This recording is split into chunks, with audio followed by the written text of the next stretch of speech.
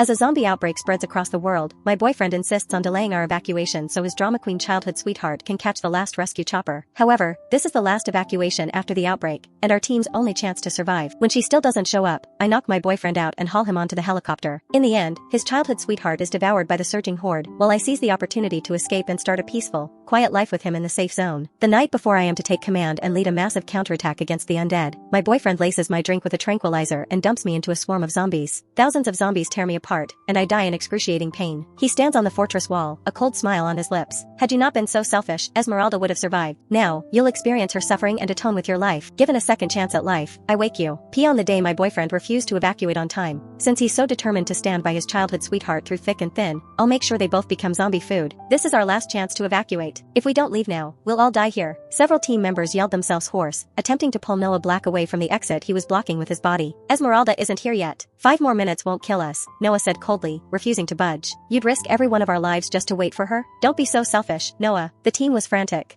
Right then, someone snapped and lunged forward to drag him aside. However, the very next second, Noah raised his gun and fired. The bullet zipped right over everyone's heads, drawing a collective gasp. Have you lost your bloody mind? Instead of backing down, Noah seethed. You're the ones who are despicable, shameless, and selfish. Esmeralda isn't here yet, so no one is getting on that plane. You selfish cowards, you'd abandon a teammate to save your own skins. Do you think you deserve to live? After hearing that, the deputy leader shot me a troubled look. Skyla, the military plane is about to close its hatch. If we keep stalling, we might not make it. I plastered a smile on my face and motioned for everyone to calm down. Then, I walked over to Noah and rested my hand on his shoulder. Noah's right. Our team has always upheld the principle of leaving no one behind. Esmeralda might not have arrived at the meeting spot on time, but we can't possibly leave her behind. As soon as my words fell, everyone's jaw dropped, unable to believe those words had come from me. Miss Steele, are you serious? You can't take Noah's side just because he's your boyfriend. That's enough. Noah raised his hand and fired another bullet into the air. Skyla's made the call. We'll wait for Esmeralda and leave together. Why are you all still arguing? With both Justice and me in his corner, he, all but glowed with pride. He leaned in, his shoulder brushing against mine, and said softly, I knew you weren't like the others, Sky. You never turn your back on your own. I grinned and ruffled his hair. Esmeralda's my closest friend. How could I ever leave her behind? Little did he know, I didn't need to squeeze onto this helicopter at all. As a virologist, I could make a single call, and the military would send a special ops team and a private jet for me. Aside from Noah and Esmeralda, every member on my team was a leading name in the field. If I hadn't risked everything to take Noah with me in my previous life, I could have chosen a safer flight and left for the base with the rest of my team. This time around, I vowed to see him suffer the fiercest retribution for his selfish folly and take with him into hell the childhood sweetheart he cherished, the very one who had time and again nearly doomed us all. Noah was even more pleased with himself when no one dared to argue back. Minutes ticked by as the dark horde of corpses closed in, until Esmeralda finally came running, late and out of breath. I knew you'd wait for me, Noah, she panted, eyes bright with excitement. Considering her poor endurance, it was nothing short of a miracle that she made it from the east side of the city to the helipad. At that exact moment, a deafening explosion thundered in the distance. The last line of defense had been breached by the horde. The rescue helicopter closed its hatch at that moment and lifted off with some of the evacuees.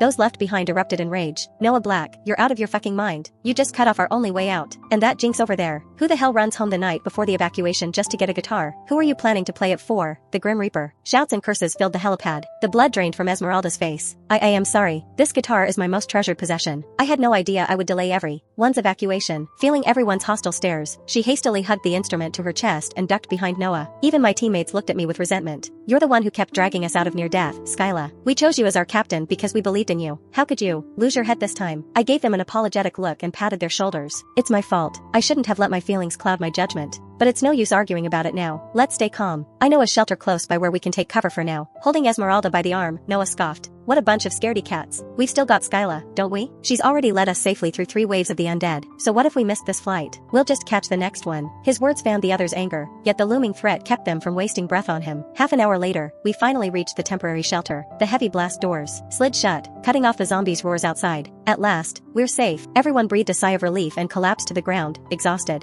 Just then, a teammate gasped, oh no, I just received word that was the last helicopter for the day. The military is abandoning this entire zone. Are you saying the military has ended the evacuation and we're stuck in this hellhole for good? Everyone's faces went pale, and their voices quivered. Noah, on the other hand, shrugged. Relax. There's enough food here to last 3 months. Even if the military bails on us, we can still move out on our own later. I powered on the encrypted military comms and keyed in the password with ease. Everyone, stay calm. I've already contacted High Command. They'll dispatch a special unit to pick us up in 3 days. Until then, rest up. As soon as my words sank in, relief washed over the group. Noah lit up with joy, clasping Esmeralda's hand. Hear that, Esme? We'll be rescued in 3 days.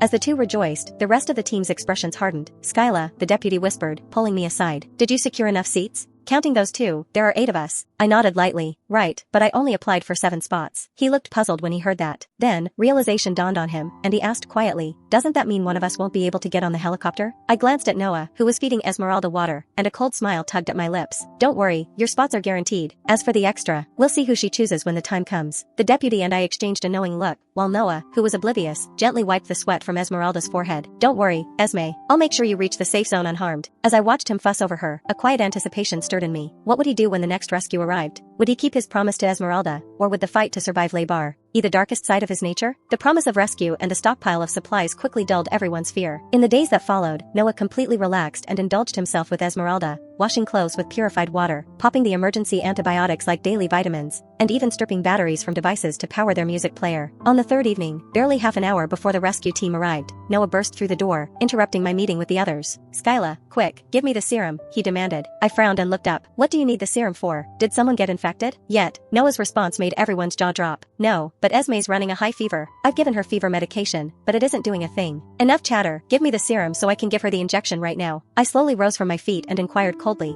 do you understand what you're asking for? This serum is the result of 3 years of research. It can halt the zombie virus within 5 minutes of infection. It's still experimental, but it's humanity's last hope, and I only have 1 dose left. I know that, he snapped, but that serum kills all viruses, doesn't it? Esmeralda's in pain. Quit stalling and give it to me already. The conference room went dead silent. The deputy leader couldn't take it anymore. He slammed the table and spat out. Are you out of your mind, Noah? She just has a fever. You'd waste humanity's last hope for that? How is it a waste? Noah seethed. Esme's always been frail. What if her condition worsens? Besides, isn't the serum meant to save lives? When I didn't budge, his gaze hardened. He abruptly raised his gun and aimed at my forehead. Hand it over. Don't make me shoot you. Have you lost your shit, Noah? How could you? One of my teammates was just about to intervene, yet Noah's gun went off, narrowly missing him. Gazing at the man I had once loved, the sheer absurdity of it, LL hit me hard. In my previous life, I had brushed shoulders with death countless times to protect him. Yet now, he was ready to kill me for Esmeralda. Reluctantly, my teammates surrendered the last vial and watched helplessly as Noah injected it into Esmeralda. Within minutes, her fever broke. Noticing the color return to Esmeralda's face, I laughed bitterly inside. She pretended to be weak as she pushed herself up, eyes glistening as she looked at everyone. I'm sorry, it's all my fault. I used such a precious serum. I'm so useless, always dragging everyone down. One by one, my teammates looked away, unwilling to watch her performance.